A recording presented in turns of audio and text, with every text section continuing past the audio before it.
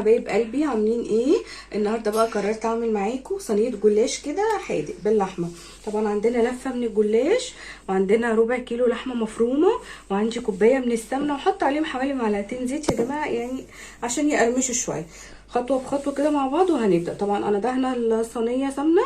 هبتدي بقى ان انا ارص ورق الجلاش بتاعي كده زي ما انتم شايفين كده، واحط بقى طبعا ايه بين كل رق ورق زي ما انتم عارفين ان احنا بنحط سمنه عشان يورق معانا. تمام كده.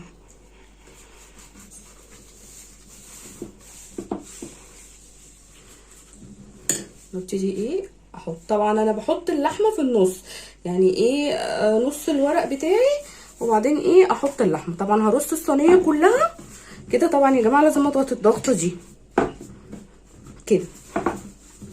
هرص طبعا الصينيه كلها، وبعد كده هوريكم بقى هنعمل ايه.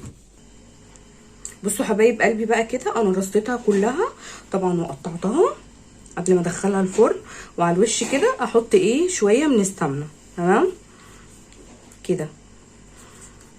لازم يا جماعه تتحط لها سمنه كويس عشان تورق معانا وتقرمش وتبقى جميله.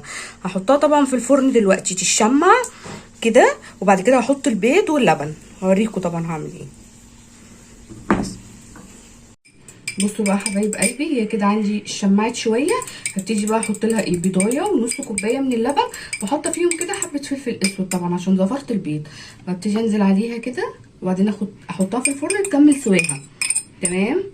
اوزع طبعا البيض واللبن كده عليها كويس خلاص، وبعدين احطها يعني من حوالي ربع ساعه لتلت ساعه كده.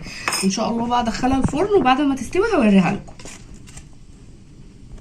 بصوا بقى حبايب قلبي ده شكل الجلاش بتاعنا بقى بعد ما طلع من الفرن. بصوا يا جماعه عامل ازاي، والله تحفه والله. بصوا عامل ازاي ومقرمش وجميل مش قادره اقول لكم يعني.